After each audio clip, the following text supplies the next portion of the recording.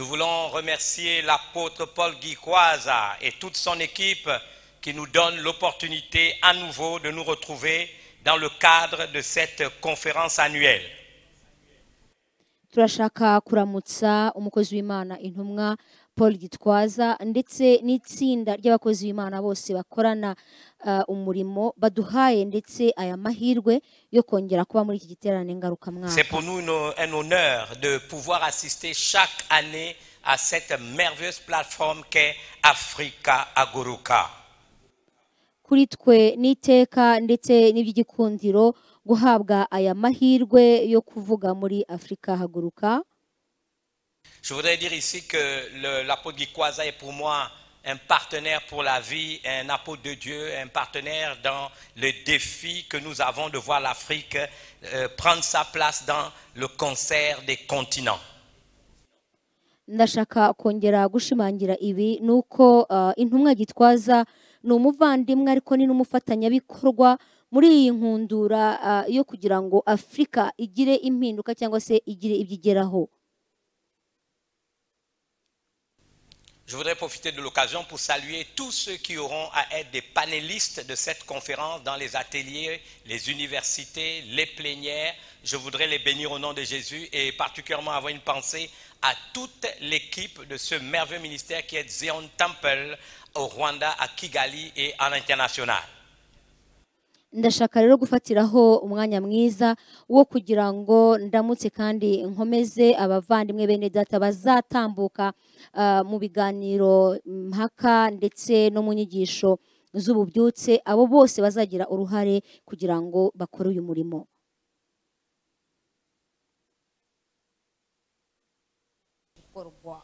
J'ai une pensée particulière pour tout le service technique. Je pense à ceux de Kigali, Pasteur Flory, Vital, et je n'oublie pas bien sûr Angélique qui est mon interprète, que j'aime bien et qui m'assiste beaucoup, et bien sûr ceux du Gabon, Elkana et toute son équipe qui nous aident à pouvoir justement vous parler au niveau des nations à travers cette plateforme.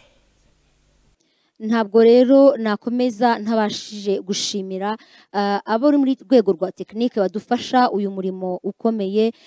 Ndatekereza Pasteur Flory, ndatekereza Evangeliste Vital ndetse ndanashima umusemuzi wanjye Angélique umfasha mu murimo w'Imana n'abandi bose badufasha kugira ngo tubashe gukora neza barimo aba hano muri Gabon, Elkana n'abandi.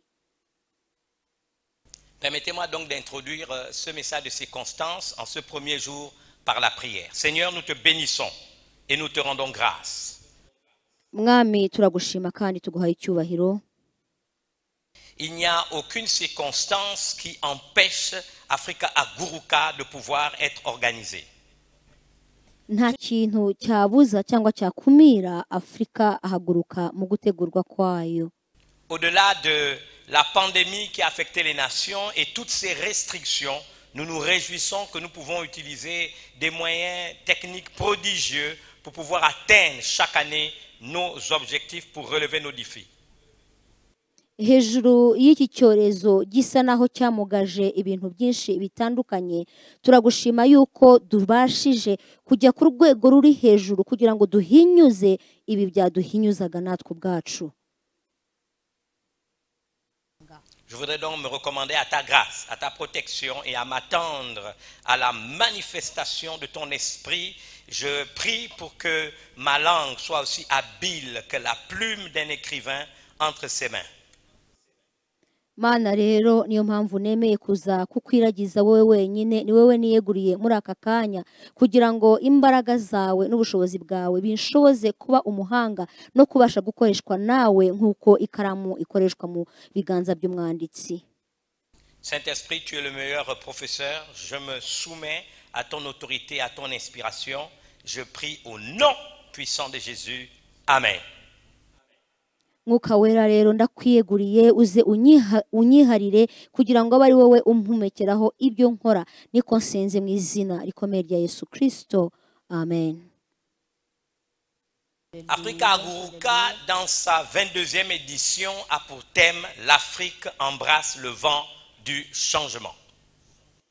afurika ahaguruka ku nshuro yayo ya 22 ifite uyu mutwe w'amagambo ngo afurika akira umuyaga w'impinduka nziza. Et à dessein, l'apôtre Paul Ricoisa a été inspiré par le Seigneur de choisir le texte de Ézéchiel 37, versets 1 à 10, comme le point d'ancrage pour que nous puissions faire ressortir toutes les vérités spirituelles devant découler sur le thème justement qui a été présenté. Je parle de l'Afrique embrasse le vent du changement. Abigendeyeho rero umukozi w'Imana intumwa Paul Gitwaza yagendeye kuri uyu mutwe w'amagambo kugira ngo iki giterane kibashe kubona umurongo wo kugenderwamo ari wo Afurika akira umuyaga w'impinduka.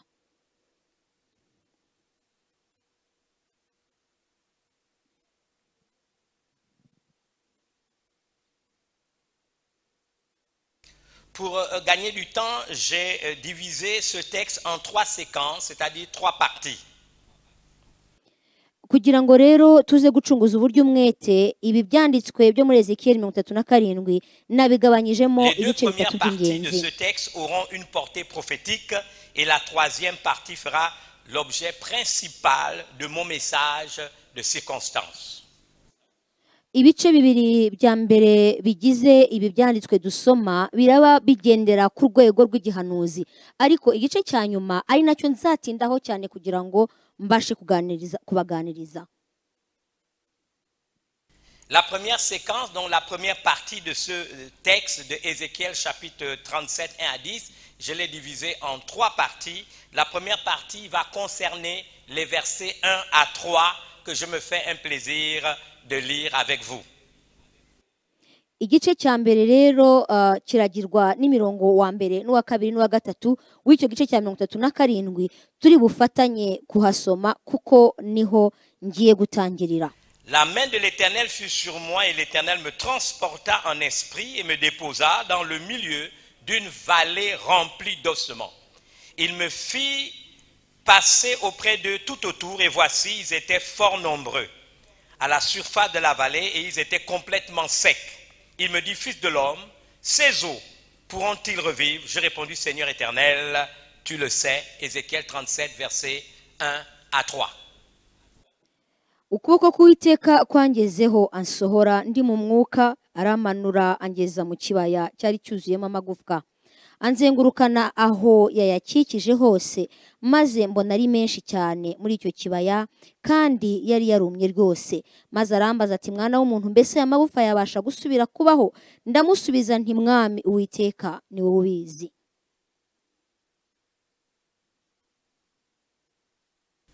Dans cette première partie, vous comprendrez avec moi, il s'agit d'un constat, d'un état suscité du fait d'une crise. Muri iki gice cya mbere muraza kubibona hamwe nanjye, biragaragara ko ari umuntu ubonye ko hari ahantu hari ikibazo cyangwa se hari akaga. Une crise qui a affecté les nations de l'Afrique et l'Afrique n'y a pas échappé. L'économie des nations a été bouleversée, des milliers de personnes, des centaines de familles, des entreprises, des commerces, des structures, des États, n'est-ce pas, sont dans l'impasse, la désolation et la banqueroute. Ni ikibazo kibonywe nk'uko iki kibazo turimo muri iki gihe cyaje kigakora ku isi yose kitirengagije Afurika. Ni ikibazo cyakoze ku bihugu, ku buyobozi, ku miyoborere, ku bucuruzi no ku bindi bintu byinshi bitandukanye bituma uyu munsi abantu bari mu rungabangabo.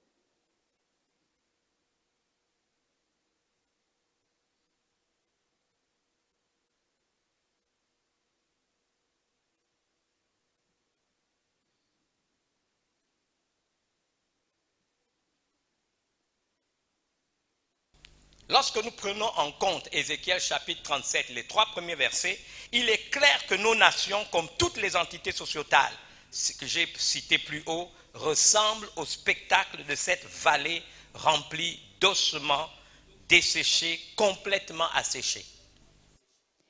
iyo tugaruye iki cyanditswe cyo muri Ezekiyeli 37 kuva ku murongo wa mbere ndetse kugeza ku murongo wa gatatu, turabona neza yuko ari ikibazo rusange, ikibazo abantu aho bari hose bisangamo. Turi mu kibazo gisa nk'icyo Ezekiyeli yahuye nacyo mu kibaya cy'amagufa, auquel le Seigneur, le Dieu de l'univers, l'Éternel des armées, s'adresse et demande, comme il l'a fait quand il a dit à Ézéchiel, ces eaux pourront-ils revivre? L'Afrique, face à cette crise, pourra-t-elle revivre?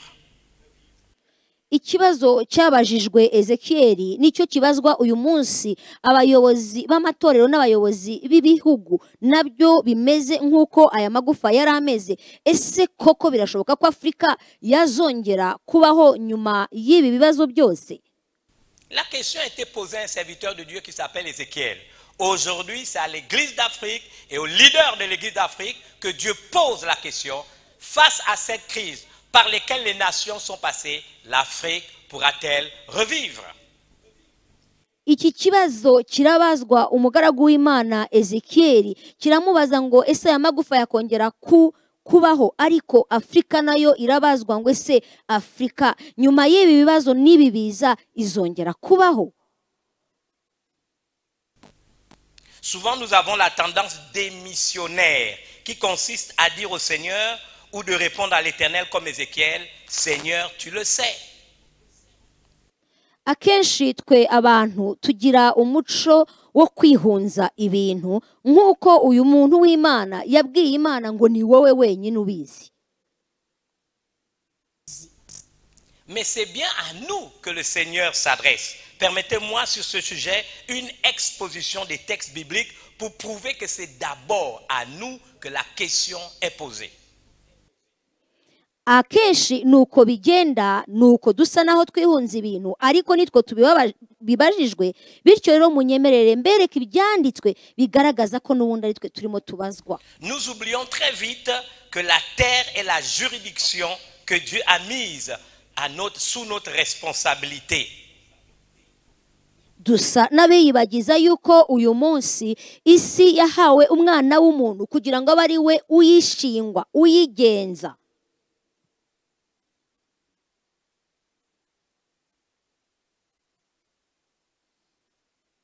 Le psaume 115, verset 16 déclare, les cieux sont les cieux de l'Éternel, mais il a donné la terre au Fils de l'homme.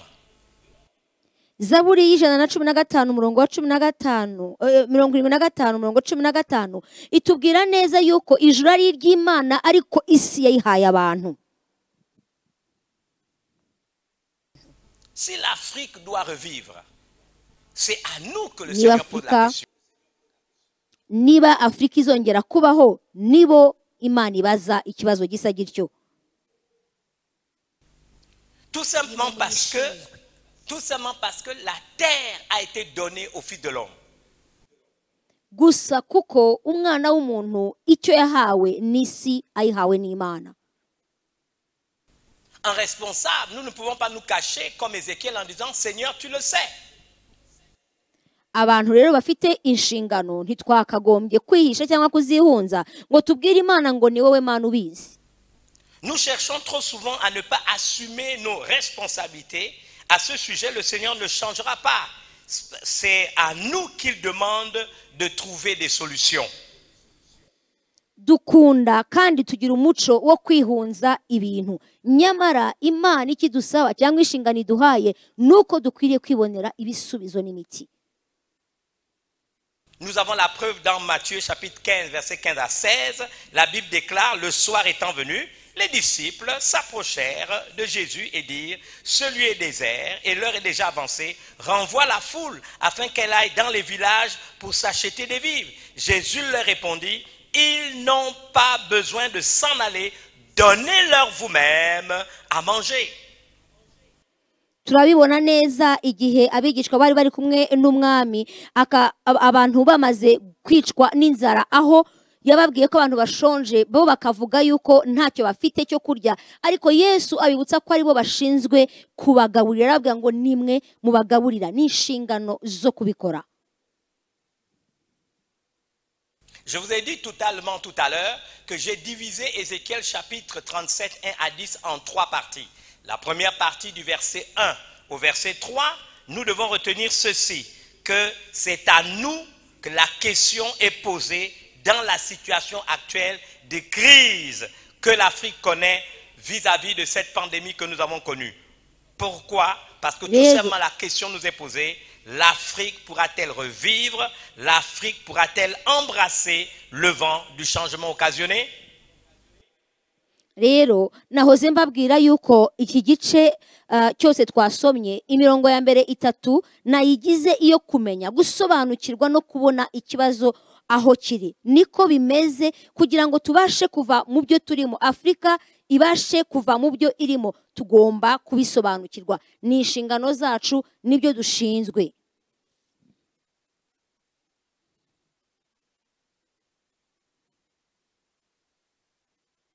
N'oubliez pas que les deux premières parties, j'ai donné une connotation prophétique. Donc dans cette première partie, je redis, j'affirme, je déclare de la part du Seigneur, c'est à nous de trouver une solution. C'est à nous que la question est posée. L'Afrique pourra-t-elle revivre? L'Afrique pourra-t-elle embrasser, n'est-ce pas, le vent du changement?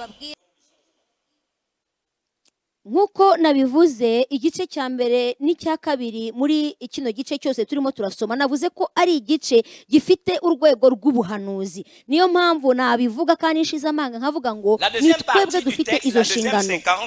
C'est toujours Ézéchiel 37 cette fois-ci versets 4 à 8 que je me permets de lire avec vous. Icya kabiri rero turareba umurongo wa 4 kugeza ku wa 8.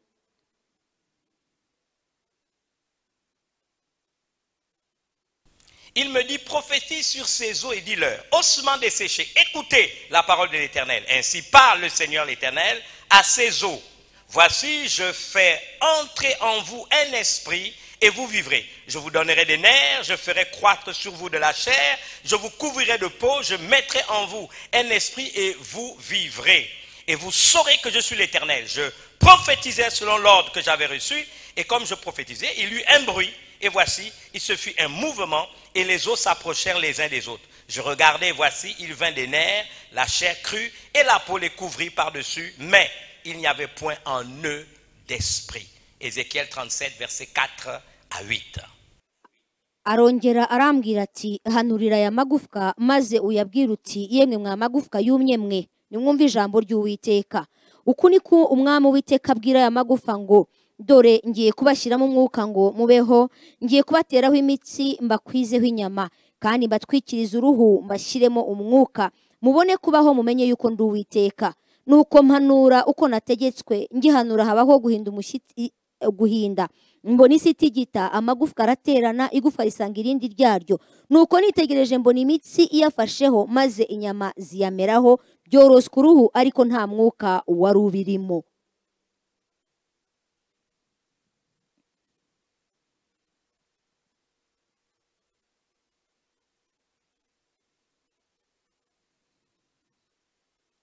Remarquez que l'ordre donné par le Seigneur à Ézéchiel de prophétiser, de faire des déclarations, de parler à la situation, c'est l'ordre qui est donné par le Seigneur. Murabona neza yuko ahangaha umukozi w'Imana yarahawe itegeko aramubwira ngo uhanure arabimutegeka ni itegeko rero ryo kubwira ibyo tunyuramo ni itegeko ryo kubwira ibyo turimo. Tel que nous le voyons dans la Bible, un prophète est aussi un messager de Dieu, quelqu'un qui avait quelque chose à dire de la part du Seigneur. Iyo dusuzumiye Bibiliya mu Giheburayo cyangwa se mu rurimi rw'umwimerere dusobanukirwa neza yuko umuhanuzi yavugaga mu mwanya w'Imana, mu yandi magambo yavugaga icyo Imana ishaka gukora cyangwa gukorerwa.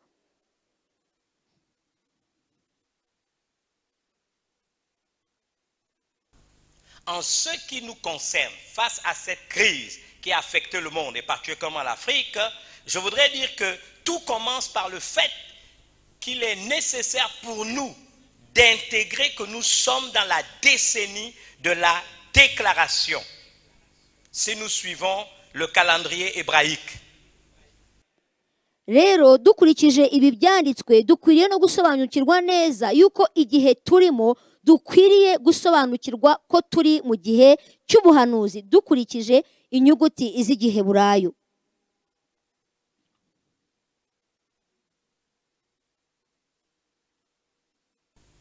N'oublions pas que Satan lui-même a été dans le conseil de Dieu. Il était un ange aux ailes déployées et qu'un bon nombre de principes spirituels, il en a connaissance. Ntitukirengagize mu byo turimo yuko Satani yigeze kuba mu itsinda ry'abagize ijuru, bityo rero akaba azi neza amakuru ndetse n'uburyo ibyo mu ijuru bikoreka. Azi amakuru afite uburyo abikora. Que l'année du calendrier hébraïque qui correspond à l'année 2020, par exemple, c'est l'année 5780. Abizi neza ko akurikije imibare y'ingengabihe y'igiheburayo umwaka w'ibihumbi 2020 uhwanye neza n'umwaka wa 5780 wabo.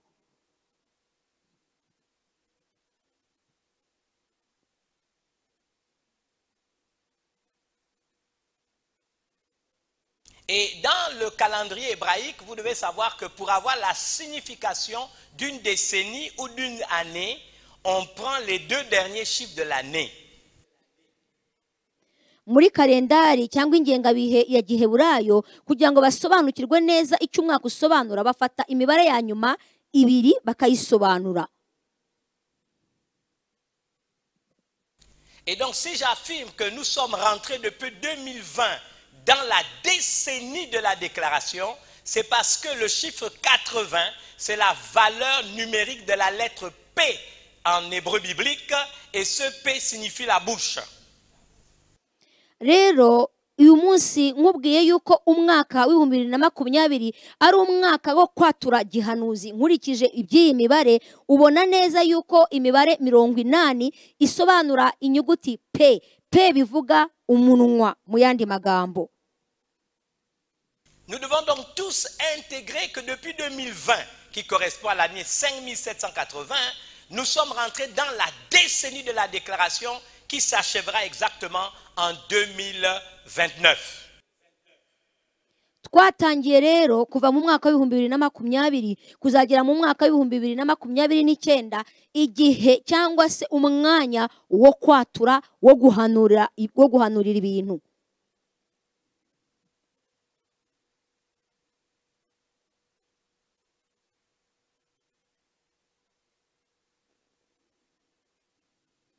Celui qui vous parle ce soir est professeur en philologie. J'enseigne le grec et l'hébreu biblique. Uyu muganira uyu mugoroba ni umuprofeseri muri philologie cyangwa se mu ndimi zakoze Bibiliya. Et dans cette merveilleuse langue qu'est l'hébreu, nous avons des chiffres qui ont des valeurs nominales et nous avons des lettres qui ont des valeurs, n'est-ce pas, en chiffres. Rero muri urwo rurimi rw'umwimerere rwa Bibiliya hari inyuguti zigira ubusobanuro mu mibare, hakaba n'imibare igira ubusobanuro mu nyuguti. Le chiffre 80 donc c'est la valeur numérique de la lettre P. 80 bihwanye na P cyangwa agaciro ka P. Et donc P signifie la bouche. P ubwayo ivuga umunwa. Donc depuis 2020 qui correspond au calendrier hébraïque 5780, nous savons que nous sommes rentrés dans la décennie de la déclaration. Rero kuva twinjira mu mwaka w'ibihumbi 2020 ungana n'umwaka w'ibihumbi 5780 dusobanukiyeho ko twinjiye mu mwaka wo kuvuga wo kwatura.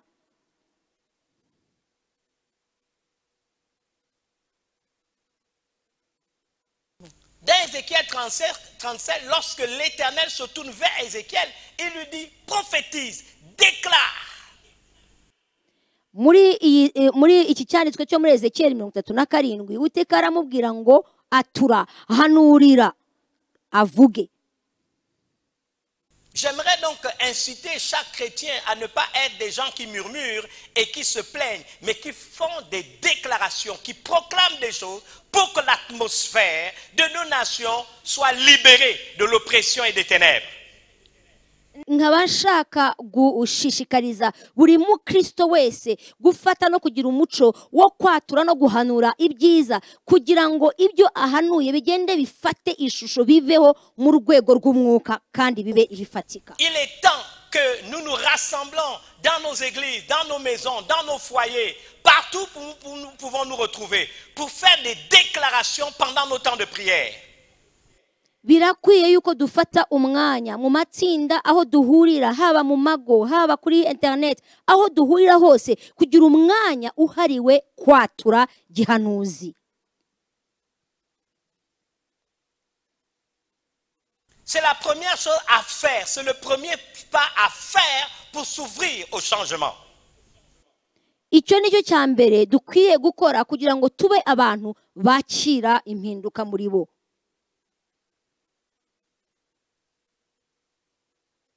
Nous savons tous que la Bible déclare Tuzi neza yuko Bibiliya itubwira ngo dans le livre de Joël, mu gitabo cya Yoweri, au chapitre 3, verset 10, Yoweri igice ni cya gatatu umurongo ni uwa dans sa 10, deuxième partie, agace ka kabiri, que le faible dise je suis fort. ngo abanyantege nke cyangwa abacitse intege bavuge ngo barakomeye. C'est la Bible qui le dit. Bibiliya niyo Vous ibivuga. savez, derrière la déclaration, il y a un principe. Nyuma yo kwatura habaho ihame. Que le faible dise. Umunyantege nke avuge. On est faible, Turi mais pour abanyantege nke. sortir de la faiblesse, il faut commencer à déclarer qu'on est fort. Ariko kugira ngo tuve muri izo ntege nke dukwiye gutangira kwatura yuko dukomeye. Il y a de la puissance dans la déclaration. Habaho imbaraga mu kwatura. Vous voyez, ces ossements desséchés ont commencé, n'est-ce pas, à connaître un mouvement parce qu'Ézéchiel a déclaré des choses. Muri kiriya kibaya murabona neza igufa risanga irindi gufa, kandi ibyo byabaye kuko Ezekiyeli hari icyo yari amaze kuvuga. La Bible ne demande pas à l'Afrique, à l'église d'Afrique de murmurer. Ntago Bibiliya isaba Afurika, itorero rya Afurika kubaho byitotomba. La Bible ne demande pas à l'Afrique de pleurer. Nta nubwo isaba Afurika kugira ngo irire. Dieu ne demande pas à l'Afrique de se plaindre. Ntabwo Imana isaba Afurika kwitotomba. Peu importe la situation où nous nous trouvons, Ibyo twaba ducamo uko byaba bisa kose. le changement va commencer à s'opérer lorsque l'Église, les leaders, l'Afrique, nous nous lèverons d'un commun accord pour commencer à déclarer des choses en faveur de l'Afrique et en faveur de nos nations. Impinduka izatangira gusa ariko tumaze gusobanukirwa no kwakira yuko kwatura ibyiza no guhamagara ibyiza ari byo bizasunikira neza Afurika mu gusingira ibyo ngibyo Nous ne tuyaturiraho. sommes pas incités à, on va dire quoi, à ne pas reconnaître la situation qui est la nôtre. Ntabwo dusunikirwa kuba tutakemera imibereho nuko tubayeho ubwacu. On ne nous demande pas de faire le déni des réalités qui sont les nôtres. Ntabwo dusabwa kwanga no kwirengagiza abo turibo n'ibyo tubayemo. Jésus a dit à une des sœurs de Lazare, crois au Seigneur Jésus et tu verras la gloire de Dieu. Yesu yabwiye umwe muri bashiki ba Lazaro, aramubwira ngo niwizera uraza kubona Croire simplement à ce que Dieu dit. Wizera ibyo Imana ikubwiye. Tu es peut-être faible. Birashoboka ko ufite intege nke ubu. Il ne te demande pas de nier que tu es faible. Ntabwo agusaba guhakana yuko intege Tu nke es peut-être dans wazigira. les problèmes. Birashoboka yuko uri mu bibazo. Il ne te demande pas de nier que tu es dans les problèmes. Ntabwo akubwira ngo uvuge ko nta bihari. Mais le changement commence. Le changement commence. Ariko impinduka zitangira Quand tu utilises la puissance de la parole. iyo umenye kandi ukoresheje imbaraga ziba mu ijambo. Que le faible dise. Ngo umunyantege nke avuge ngo Il est faible. mfite Mais il doit dire ce qu'il veut. nke afite nke Il ariko doit agomba kugira ibyo prophétiser les avuga choses auxquelles il aspire. agomba guhanura ibyo we yumva yifuza kuba byo L'Afrique doit arrêter de se plaindre. afurika ikwiye kureka kwitotomba Nous ne sommes pas des victimes. ntago turaba kugirirwa imbabazi Nous sommes un continent béni. turi umugabane wahawe Nous sommes umugisha un continent, le continent africain, un continent béni. turi umugabane wa afurika wose ni umugabane wahawe umugisha Arrêtons de nous plaindre. turekeraho kwitotomba no kuvugira mu Déclarons, matamatama prophétisons ahubwo twature duhanure les choses que nous voulons voir en gestation. maze tuvuge ibintu dushaka kubona bitangira kubaho Il est intéressant de constater, ni byiza gusobanukirwa no kumenya je l'ai dit tout à l'heure, que 80 était la valeur numérique de la lettre P qui signifie la bouche. nabivuze mu kanya yuko imibare 80 bingana n'inyuguti P mu giheburayo bishatse kuvuga ngo akanwa J'ai donc parlé de la décennie de la déclaration. navuze ko rero iki ari igihe cy'imyaka 10 yo kwatura Mais cette lettre P est la première lettre de 3 mots que je voudrais vous partager. ariko ndabibutsa yuko iyo nyuguti P ni inyuguti itangira andi magambo 3 nifuza gusangira namwe Et ces 3 mots vous aideront à faire des déclarations. ayo magambo 3 araza kubafasha kugira ibyo mwatura La lettre P, c'est la première lettre du mot pédium qui signifie délivrance. P ni ijambo rikoze ijambo ryitwa pedium kandi pedium ishatse kuvuga kubohora cyangwa kubohorwa La lettre P, c'est la première lettre du mot purkana qui signifie libération. inyuguti P cyangwa pa ikaba nanone inyuguti itangira ijambo ryitwa purkana bishatse kuvuga kwibohora cyangwa kubohorwa La lettre P, c'est aussi la première lettre du mot pédoute qui signifie rachat. inyuguti P ikaba ari inyuguti nanone itangira ijambo ryitwa pedut bishatse kuvuga gucungurwa Nous avons donc des raisons d'engager notre bouche dans la bataille. dufite rero impamvu zifatika zisunikira iminwa yacu cyangwa kuvuga kwacu En kwinjira faisant mu des rugamba déclarations pour que l'atmosphère change. twatura tuvuga byiza kugira ngo ikirere turimo Pour que gihinduke l'empreinte de Dieu affecte notre environnement. kugira ngo ubumana Pour n'ibimenyetso que byayo l'empreinte aba de Dieu, ari byo la biza marque bikore de Dieu, affecte positivement notre environnement. kugira ngo ibimenyetso by'Imana by'imbaraga aba ari byo biza bihindure aho turi n'ahadukikije Je voudrais maintenant terminer avec la 3e partie du texte. ndashaka kuza gusoreza ku gice cya 3 cya kiriya cyanditswe Les 2 premières parties pour moi avaient une dimension prophétique. ibice bibiri bya mbere byari ibice bifite ubusobanuro bw'igihanuzi Mais le cœur de mon message ariko umutima w'ubutumwa mfite va tourner et se conclure à l'intérieur du verset 9 et 10 d'Ézéchiel chapitre 37. bugiye kwiharira cyangwa bugiye kwiganza kuri uyu murongo wa 9 n'umurongo wa 10 muri ubu butumwa n'ubundi nabateganyirije. Parle à l'esprit, prophétise, fils de l'homme, et dis à l'esprit, ainsi parle le Seigneur l'Éternel. Esprit, viens des 4 vents, souffle sur ces morts et qu'ils revivent. Je prophétisais selon l'ordre qu'il m'avait donné, et l'esprit entra en eux, et ils reprirent vie, et ils se terrent sur leurs pieds. C'était une armée nombreuse, très nombreuse. Ézéchiel chapitre 37, versets 9 à 10.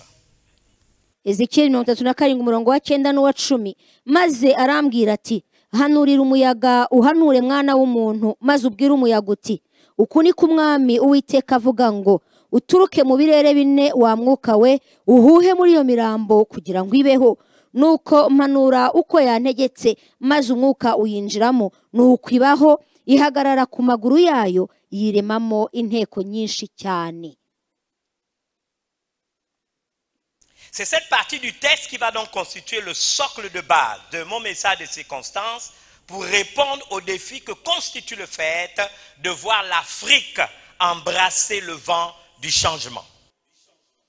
Iyi mirongo rero tumaze gusoma niye igiye kumera cyangwa se kuba umusingi w'ubutumwa narimba afite kuri uyu munsi budusunikira cyangwa buduhamagarira kwakira impinduka cyangwa umuyaga w'impinduka. La première chose que je voudrais dire ici, c'est que la manifestation de l'esprit n'est ni statique ni rigide. Icyambere nshaka kubibutsa nuko kugaragara k'umurimo w'umwuka w'Imana ntabwo guhagarara ahantu hamwe, ntabwo kumugaye ntiguhagaze. Le Seigneur Jésus en parle d'une certaine manière lorsqu'il enseigne Nicodème, et nous le lisons dans Jean chapitre 3 verset 8, il lui dit: le vent souffle où il veut et tu en entends le bruit, mais tu ne sais d'où il vient ni où il va. Il en est ainsi de tout homme qui est né de l'esprit. Uko imbaraga n'umwuka bikora turabibona neza mu cyanditswe kiri muri Yohana 3:8 aho umwami yavuganaga na Nikodemu ng'umuyaga uhuha aho ushaka ukumva guhuha kwawo ariko ntumenya aho uva cyangwa se aho ujya, niko wabyawe n'umwuka amera. Bien-aimé, j'aimerais dire à l'église d'Afrique, aux leaders d'Afrique, embrasser le vent du changement suppose l'idée que nous devons être capables de suivre le mouvement de l'esprit et de ne pas rester dans un esprit conservateur qui refuse de bouger lorsque la nuée ou la colonne de feu se met en marche. Bene data, icyo nkangurira itorero rya Afrika na Afrika muri rusange nuko ikwiriye gusatira kwakira uwo muyaga w'impinduka, ikemera kugendana niyo mpinduka, ikemera kugendana n'umwuka w'Imana, inkingi n'umuriro n'igicu, igihe bigendeye akaba ari nako itorero rigenda ntirigume mu bya kera gusa. Dans Exode chapitre 13, versets 21 à 22, nous avons un exemple de la nécessité de suivre, n'est-ce pas, le mouvement de Dieu à travers la colonne de feu ou à travers la nuée. L'Éternel allait devant eux le jour dans une colonne de nuée pour les guider dans leur chemin et la nuit dans une colonne de feu pour les éclairer afin qu'ils marchassent jour et nuit. La colonne de nuée se retirait point de devant le peuple pendant le jour, ni la colonne de feu pendant la nuit. Remarquons qu'au-delà de la chair, des nerfs, du mouvement des eaux desséchées qui se rapprochaient les uns les autres, il n'y avait pas de vie. Le spectacle était toujours mortifère. Une multitude de personnes sans vie. Ce que le Seigneur va exiger de la part du prophète Ézéchiel était qu'il ne se limite pas au semblant de vie qui n'en était pas une parce qu'il avait simplement prophétisé. Uwiteka ku manywa yabagendaga imbere ari mu nkingi y'igicu ngo abayobore, nijoro yabagendaga imbere ari mu nkingi y'umuriro ngo abamurikire babone uko bagenda ku manywa na nijoro. Ya nkingi y'igicu ntiyavaga imbere y'ubwoko ku manywa, kandi iyo nkingi y'umuriro ntiyabavaga imbere na nijoro. Umubiri cyangwa se imitsi yiteye ku magufa n'umubiri uraza ujyaho, ariko nta mwuka wariho kugira ngo bibashe kubaho. Byaje kubaho cyangwa se kugira icyo bikora ari uko bihawe umwuka kugira ngo bibashe guterana. Remarquez trois choses. Urabona ibintu bitatu. Dans la première partie du texte, mu gice cya mbere cy'ibi byanditswe, il y a un spectacle désolant. Hari inkuru cyangwa se ibihari biteye agahinda. Hari ikibazo. Il y a des ossements desséchés dans une vallée. Hari amagufa yumagaye kandi ari mu kibaya. Il n'y a pas de vie. Nta buzima buhari namba. Dieu se tourne vers Ézéchiel son serviteur. Imana ihindukirira Ezekieli umugaragu wayo. Comme il se tourne vers les leaders de l'église d'Afrique. Nk'uko uyu munsi ihindukiriye abayobozi b'itorero muri Afrika. Et il demande. hanyuma irabaza l'Afrique pourra-t-elle revivre? ese afurika yakongera ikabaho? L'Afrique peut-elle embrasser le vent du changement? afurika yakwemera kwakira uyu muyaga w'impinduka? La première chose qu'on a apprise, il ne faut pas démissionner. icya mbere twasobanukiwe nuko tutagomba kwihunza inshingano zacu, Parce que la terre est la juridiction que Dieu a donnée à l'homme. kuko isi niho hantu ho gukorera Imana yahereje umwana w'umuntu. Parce que le Seigneur, face au défi de notre temps, c'est toujours à l'église qu'il dit, donnez-leur vous-même à manger. Trouvez vous-même la solution. kubera yuko umwami Imana arongera agahindukirira Afurika akongera akayibwira ngo abo bashonje nimubahe ibyo kurya, abo bafite ibibazo nimubibakemurire. Dans la deuxième partie, mu gice cya kabiri nous avons vu quelque chose d'intéressant. hari ikintu twahabonye Tout kinejeje. commence par le fait de faire une déclaration. byose bitangirira mu kwatura, kugira icyo umuntu avuga. Prophétiser, guhanura, dire des choses, kugira ibyo tuvuga, proclamer les choses que nous voulons voir se mettre en œuvre. kwatura no kuvuga ibintu twifuza kubona bishyizweho. Nous ne sommes pas appelés à nous plaindre, ntitwahamagariwe kwitotomba, ni à murmurer. ntitwahamagariwe Que le kwivovota no kuvugira amatamatama, que le faible dise je suis fort. Joël chapitre 3 verset 10. ahubwo umunyantege nke avuge ngo ndakomeye, nk'uko ijambo ribivuga muri Yoweri igice cya 3.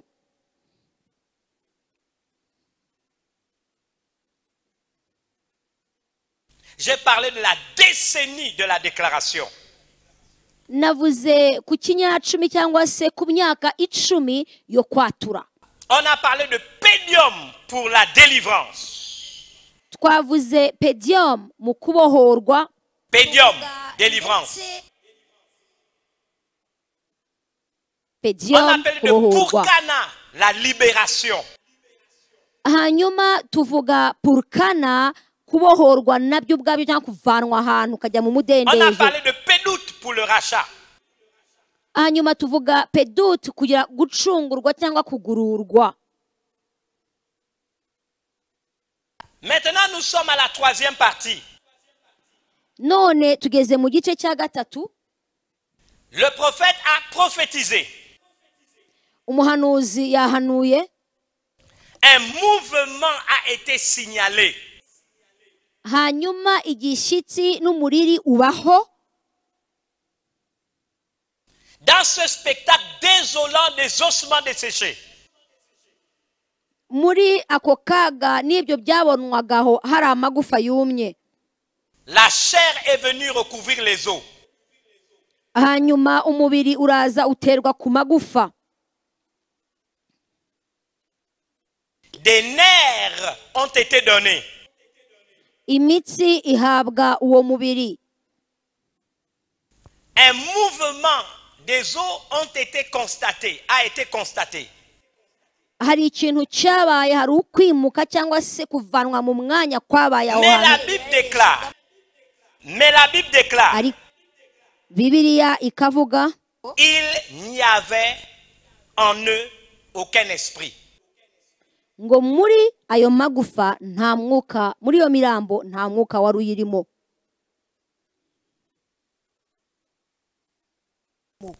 Au verset 9 à 10. kuva ku murongo wa 9 kugeza ku murongo wa 10. Verset 9 à 10. kuva ku murongo wa 9 kugeza ku wa 10 muri icyo gice Il est écrit, haranditswe ngo prophétise. arambwira ati Prophétise. hanura.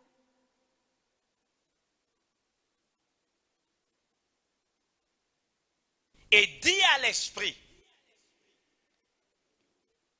uhanure mwana w'umuntu Ainsi parle le Seigneur l'Éternel. ngo uko niko Uwiteka umwami avuga Esprit, viens des quatre vents. ngo uturuke mu birere bine Souffle sur ces morts. uhuhe muri iyi mirambo Et qu'ils revivent. ngo ibeho Je prophétisais selon l'ordre qui m'avait été donné. ngo nuko mpanura uko nategetswe Et l'esprit entra en eux. maze umwuka uyinjiramo Et ils reprirent vie. nuko ibaho Ils se terrent sur leurs pieds. C'est une armée nombreuse, très nombreuse. irahagarara yiremamo ingabo nyinshi cyane. Je voudrais dire un certain nombre de choses pour commencer à descendre. Hari ibintu bike ngiye kuvuga kugira ngo La mbone première chose que je nsoze. voudrais dire, Icya mbere nifuza kuba navuga c'est pour que la vie revienne dans ses ossements. ni ukugira ngo kubaho kugaruke muri ayo magufa,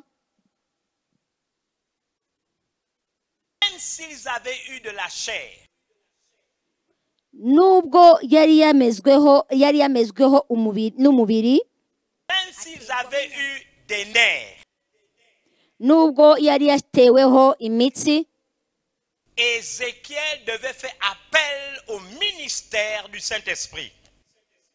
Ezekiyeli yagombaga kwitabaza kwifashisha umurimo w'umwuka wera. Je vous ai dit tout à l'heure Nigize kubabwira ngo que quand Dieu travaille, iyo Imana si nous ikora, voulons embrasser le changement, niba dushaka koko kwakira impinduka, le vent du changement, umuyaga w'impinduka, nous ne devons pas être rigides. ntitugomba kuba ubwoko butagonda ijosi cyangwa ngo twikomeze. Nous ne devons pas être statiques. Ntitugomba guhagarara ahantu hamwe tumere Nous nk'ikidendezi, devons suivre le mouvement de l'esprit.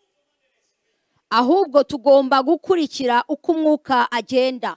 Et nous devons comprendre comment l'esprit de Dieu veut opérer dans les temps fâcheux qui sont les nôtres aujourd'hui. Kandi dukwiriye no gusobanukirwa neza uburyo umwuka w'Imana azakora ndetse azakoreramo muri ibi bihe C'est la bisa chose la nkaho plus ari iby'akaga. importante que l'Église d'Afrique et ses leaders doivent intégrer si nous voulons être les instruments entre les mains de Dieu pour permettre à l'Afrique d'embrasser le vent du changement. Iki ni ikintu cy'ingenzi itorero rya Afurika n'abayobozi ba Afurika bagakwiriye kwakira no gusingira kubw'impinduka zenda kugibwamo na Afurika. Pour cela, je veux lire le verset d'Ésaïe, chapitre 11, versets 1 à 2. Kubw'ibyo ndifuza gusoma ibyanditswe biri muri Yesaya 11 umurongo n'uwa mbere Ésaïe, ndetse n'uwa kabiri. chapitre 11, versets 1 à 2. Yesaya 11 umurongo wa mbere n'uwa kabiri. Puis un rameau sortira du tronc d'Isaïe et un rejeton naîtra de ses racines. L'esprit de l'Éternel reposera sur lui. Esprit de sagesse et d'intelligence, esprit de conseil et de force, esprit de connaissance et de crainte de l'Éternel. Mu gitsina cya Yesayi hazakomoka agashami, mu mizi ye hazumbura ishami ryere imbuto. Umwuka w'Uwiteka azaba kuri we, umwuka w'ubwenge n'uw'ubuhanga, umwuka wo kujya inama n'uw'imbaraga, umwuka wo kumenya Uwiteka n'uwo kumwubaha. Amen. Nous devons comprendre que le Saint-Esprit, dans ces temps fâcheux, veut se mouvoir d'une manière tout à fait particulière. Tugomba gusobanukirwa ko muri ibi bihe bimeze nk'iby'akangaratete, umwuka w'Imana hari uburyo ashaka gukoreramo kugira ngo akorane n'abantu. Face au défi que constitue pour l'Afrique d'embrasser le vent du changement, il est important que les leaders d'Afrique, les leaders de l'Église d'Afrique, les leaders et l'Église d'Afrique comprennent que le Saint-Esprit veut se mouvoir d'une manière particulière. Nous devons sortir de la religion et nous devons sortir, n'est-ce pas, de l'esprit conservateur. mu gihe cy'akaga mu gihe cy'ibibazo Afurika irimo inyuramo itorero rya Afurika abayobozi ba Afurika bakwiriye gusobanukirwa yuko hari impinduka umwuka w'Imana ashaka kujya ko bagenderamo. Arashaka ko bava mu by'idini, arashaka ko bava mu byo bari bamenyereye. Hari kundi kuntu ashaka ko bakora kugira ngo babashe guhinyuza ibyo bibagoye. Ne peut pas simplement continuer à se manifester par des manifestations supraspirituelles. Ntabwo umwuka w'Imana ashaka gukomeza kuba mu rwego gusa rwo kugaragaza ibimenyetso bisanzwe by'uko yaba yakora mu mbaga. Je suis convaincu que nous rentrons dans ce que j'appelle un temps de confrontation de puissance. Nzi neza yuko igihe twinjiyemo cyangwa igihe turimo uyu munsi ari igihe cyo guhangana kw'imbaraga.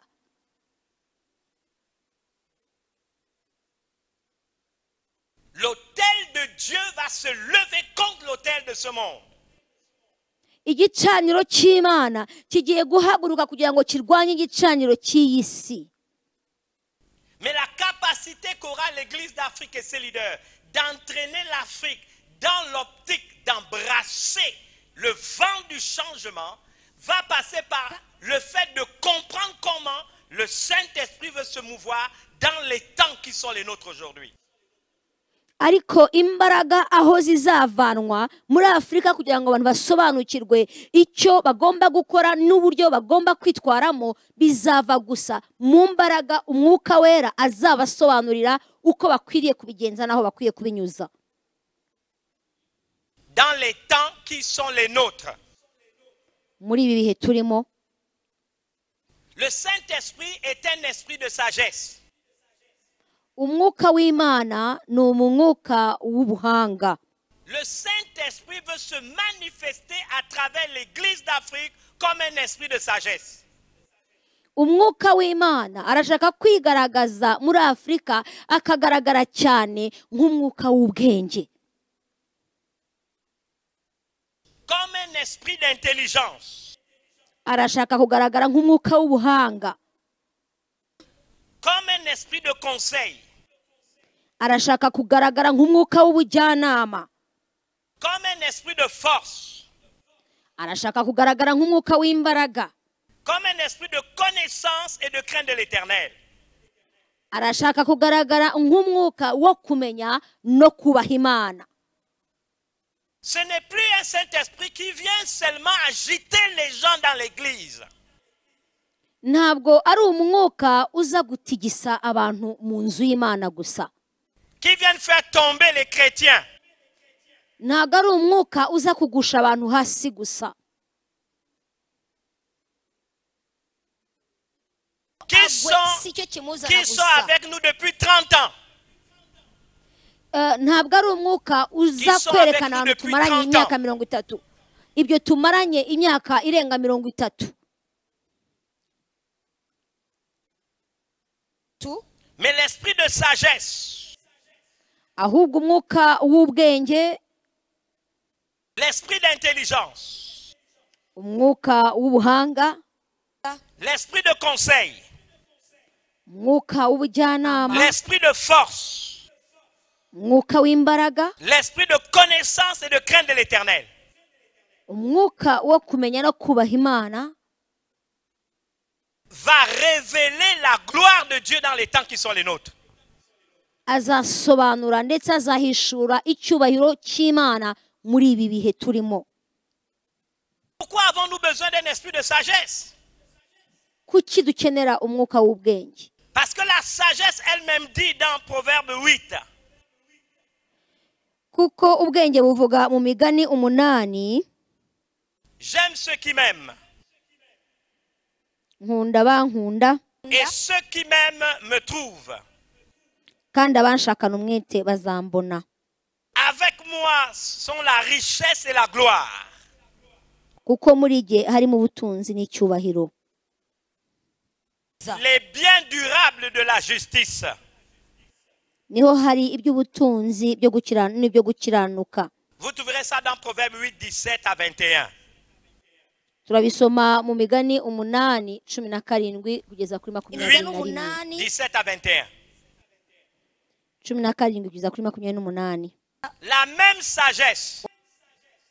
La ubwo même sagesse bwenge ubwo bwenge révèle combien acquérir la sagesse vaut mieux que l'or. busobanura uburyo kugira ubwo bwenge bifite agaciro kurusha k'izahabu. Combien acquérir l'intelligence est préférable à l'argent. Uburyo kugira ubuhanga ari byiza kurusha ifeza. Proverbe 16, 16. Imigani 16:16. Dans Proverbe 8, verset 14. Hanyuma mu migani 8:14. Parce qu'on parle d'un esprit d'intelligence. Kuko havuga umwuka w'ubwenge. La Bible déclare que le conseil et le succès m'appartiennent. Ijambo ry'Imana rivuga ko ari ngo nige nyiri inama no kumenya gutungane. Il ajoute, Nige muhanga kandi mfite n'ububasha. Kandi yuko ibindi byose bikurikira ubwenge. Toujours dans Proverbe 8, 14. Nanone mu migani L'esprit de 8:14 conseil déclare le conseil et le succès m'appartiennent. ngo nige muhanga nige ufite ububasha.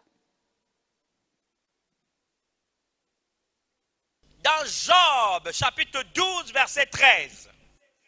Muri Yobu 12:13 En Dieu réside la sagesse, la puissance, le conseil et l'intelligence.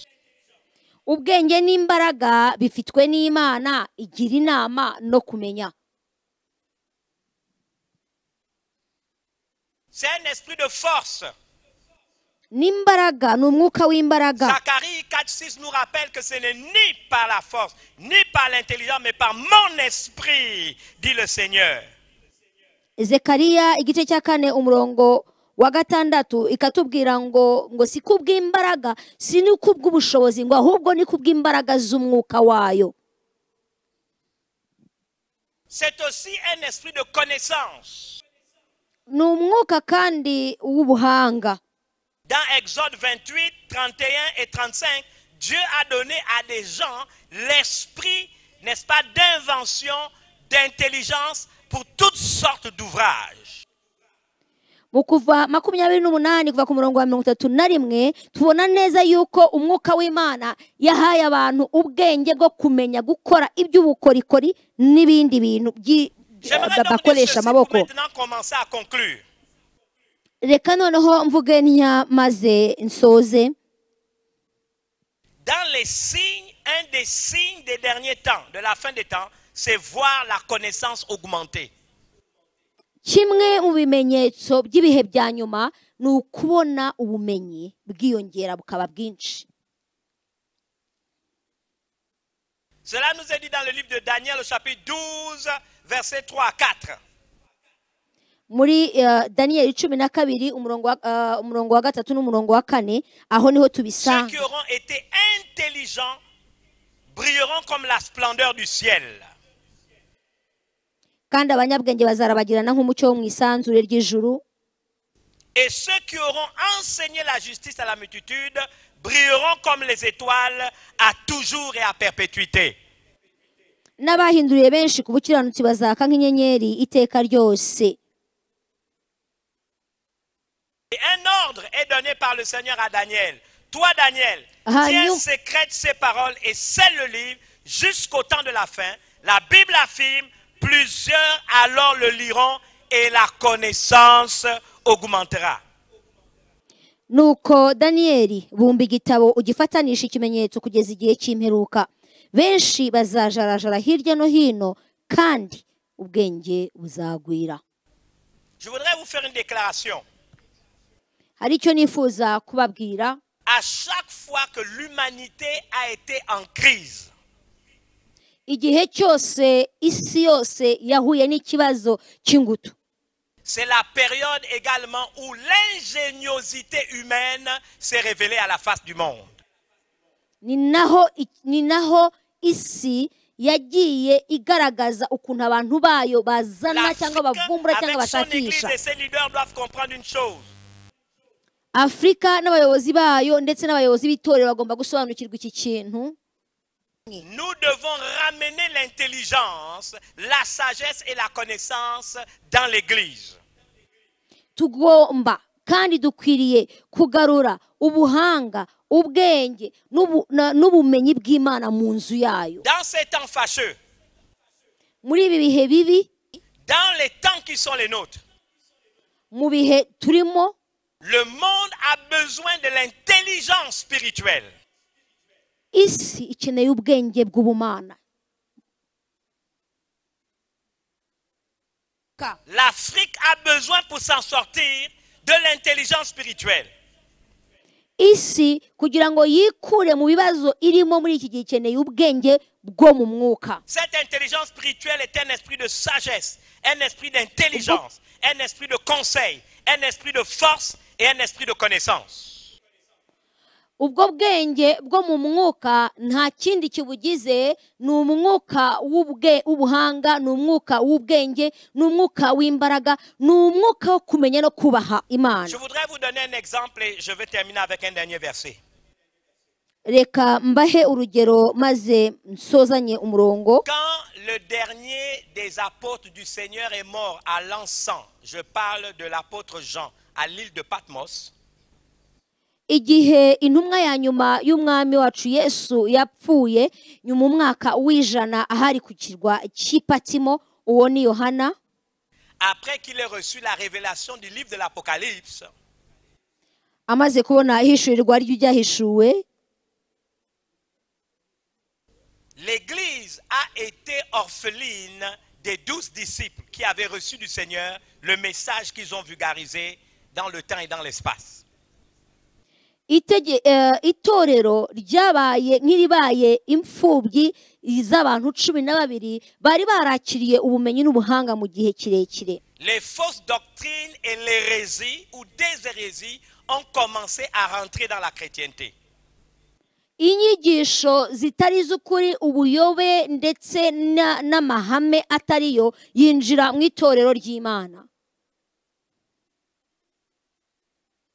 Savez-vous que le monde chrétien d'alors était rentré dans un temps de grande confusion?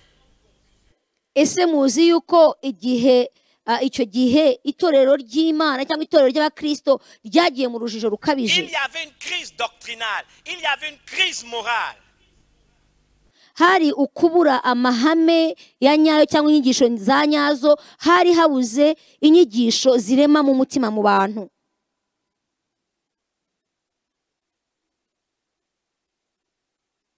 Mais ce qu'on peut remarquer, Ariko icyo twabasha kubona, c'est que dans ce qu'on appelle en théologie la succession apostolique, icyo bita muri teolojiya uruhererekane cyangwa gusimburanwa kw'intumwa,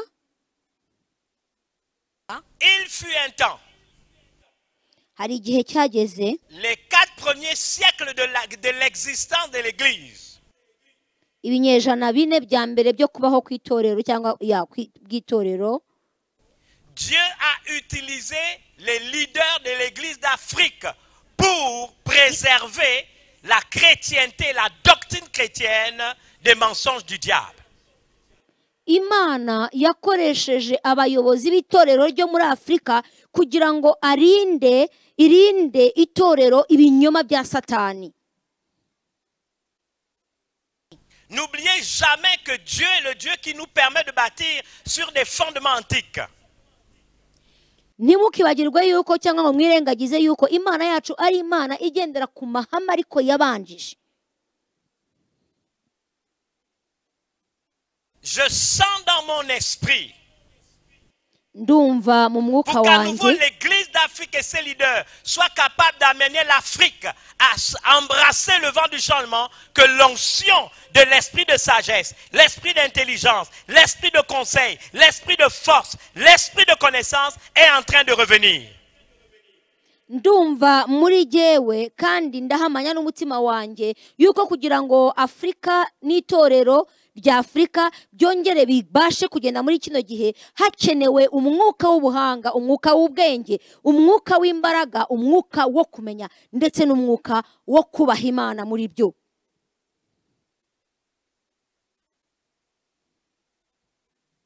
Dieu l'a fait dans le passé. Dieu l'a fait dans le passé. Imana ibyo yabikoze mu bihe Les 4 byatambutse, premiers siècles de l'Église. ibinyejana bine bya mbere by'itorero. Il a suscité des leaders chrétiens depuis l'Afrique. Yahagurukije abayobozi b'Abanyafurika muri Afurika Pour établir à travers un esprit de sagesse et d'intelligence spirituelle la doctrine chrétienne sur laquelle le monde entier et le monde chrétien vivent encore aujourd'hui. kugira ngo bashyireho amahame agendeye ku bumenyi bw'ibanze muri icyo gihe. Je vais vous parler simplement de 4 leaders africains. Ndababwira abayobozi bane b'itorero muri Afurika. Tertullien de Carthage. Hari Tertullien w'i Carthage. Tertullien, il s'appelait Tertullien. Yitwaga Tertullien Il w'i était de Carthage. Tunisie. Akomoka muri Un Tunisia. berbère noir. Yari umuberiberi Né w'umwirabura. en 160 et mort en 220 de notre ère. Yavutse mu mwaka w'160 apfa mu mwaka wa 220 muri iki gihe cyacu.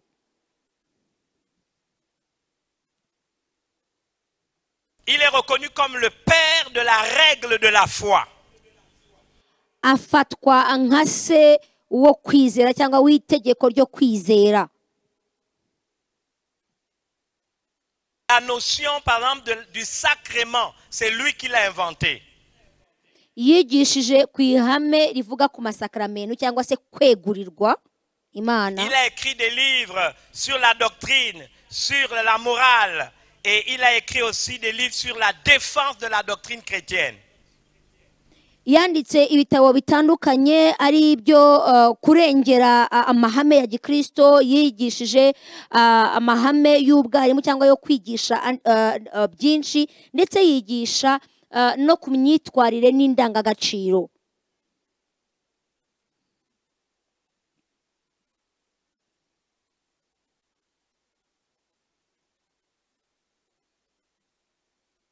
Je vous parle de Saint Clément d'Alexandrie, un Égyptien.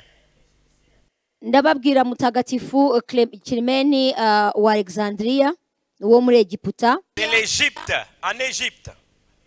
N'uwo muri Egypte cyangwa se muri Egiputa. Né en 150 de notre ère, mort en 215. Yavutse mu 150 apfa mu 215 by'iki gihe. On dit que c'est lui qui a apporté l'intelligence de la foi. Bavuga ko ari we watoje cyangwa se wazanye ubwenge cyangwa se ubuhanga bwo kwizera. À travers, on va dire, une doctrine réfléchie. Byavuye mu mahame cyangwa se mu nyigisho n'ubushakashatsi bwinshi. Je parle aussi d'un autre Africain, Origène, aussi un Égyptien noir, comme vous et moi. Ndavuga n'uwitwa Origène, nawe yariraburaga nkawe nanjye. Un Égyptien lui aussi. Nawe yabaga muri Egiputa.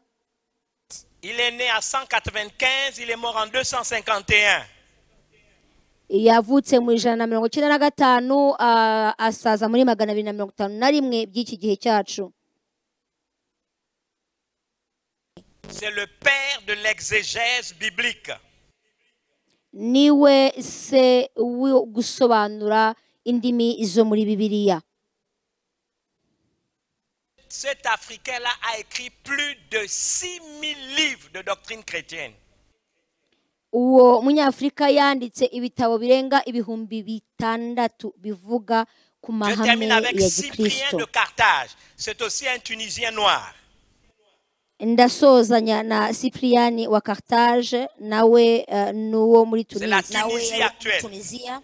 Il est né en 200, il est mort en 258. Yavutse muri magana abiri asaza muri magana abiri na mirongo itanu n'umunani by'iki C'est le gihe. père de l'ecclésiologie, c'est-à-dire de la théologie sur l'Église. Niwe se w'amahame cyangwa w'inyigisho cyangwa ku bumenyi bw'itorero. Qu'est-ce qui caractérise ces 4 grands Africains des 3 premiers siècles de l'Église? Aba bagabo bose uko ari bane ni iki kibaranga ku nyigisho z'ibinyejana bitatu na bine by'iyi myaka turimo? C'est l'intelligence spirituelle. Ni ubuhanga, ubwenge bwo mu Comme nous mwuka. le lisons dans Colossiens chapitre 1 verset 9 à 10. Nk'uko tubisoma mu Bakolosayi Chapitre 1 verset 9. 9 à 10. Abakolosayi igice cya mbere umurongo wa mbere kugeza ku wa 10. C'est pour cela que nous aussi, depuis le jour où nous avons été informés, nous ne cessons de prier Dieu pour vous et de demander que vous soyez remplis de la connaissance de sa volonté en toute sagesse et intelligence spirituelle, pour marcher d'une manière digne du Seigneur et lui être entièrement agréable, portant des fruits de toutes sortes de bonnes œuvres et croissant par la connaissance de Dieu. Abakolosayi igice ni icya mbere kuva ku murongo wa mbere kugeza ku wa 10, ariko dusome imirongo isoza. Mugende nk'uko bikwiriye ab'umwami wacu, mumunezeze muri byose, mwere imbuto z'imirimo myiza yose, kandi mwunguke kumenya Imana mukoreshejwe imbaraga zose nk'uko ubushobozi bwayo bw'icyubahiro bungana, ngo mubone uko mwiyumanganya. Ntago Afurika yigize ibaho nta Mana.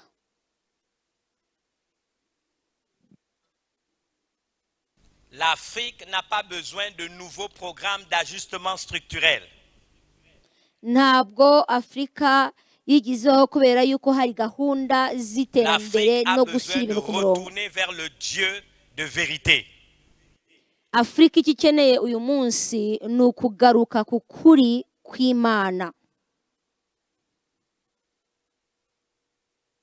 Parce qu'en accord avec Ésaïe 65:16, la Bible est formelle. Celui qui voudra être béni dans le pays le sera par le Dieu de vérité.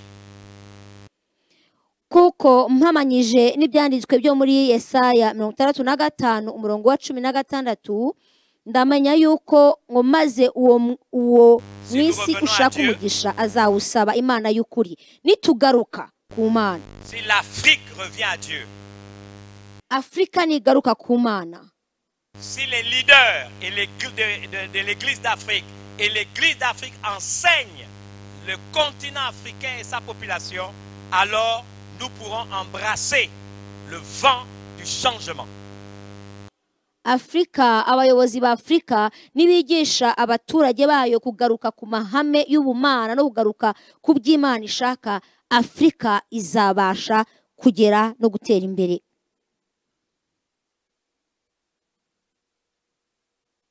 Ouvrons-nous donc à la manifestation de l'Esprit de Dieu. Twemere rero twakire imbaraga z'umwuka w'Imana. Assumons nos responsabilités. Dukore inshingano zacu. Prophétisons, déclarons.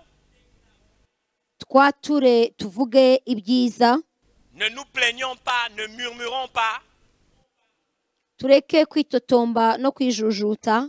Ouvrons-nous à l'esprit d'intelligence, à l'esprit de sagesse, esprit de conseil, esprit de force et esprit de connaissance. Ahubwo twakire ndetse twemerere umwuka w'ubwenge, umwuka w'ubuhanga, umwuka w'imbaraga, umwuka wo kumenya ndetse n'umwuka wo gutinya Imana. Amen. Amen. Seigneur, je voudrais te bénir pour ce message. Ce sont des semences que nous plantons dans le cœur de nos compatriotes, des Africains, des leaders de l'Église d'Afrique et à l'Église d'Afrique. Nous allons relever le défi, Seigneur, pour que l'Afrique puisse embrasser le vent du changement Telle est notre prière en ton nom, Jésus. Amen. Data turagushimiye kandi turaguhimbaje kuko tuzi yuko imbaraga zawe umwuka wawe ari wo wenyine uzatubashisha guhinyuza ibi byose bitugoye kubw'umwuka wawe mu izina ry'umwami wacu Yesu Kristo. Amen. Merci aux techniciens qui ont fait des efforts et surtout à Angélique que je voudrais bénir au nom de Jésus, vraiment de toutes sortes de bénédictions pour le merveilleux travail que tu fais à chaque fois que j'ai l'occasion de pouvoir parler au nom du Seigneur. Que Dieu vous bénisse et à la prochaine. Shalom. By'umwihariko umusemuzi wanjye Angelique umfasha mu bihe bitandukanye ndetse namwe mwese mudufasha kugira ngo tubashe kugera kuri byose naho ubutaha. Shalom.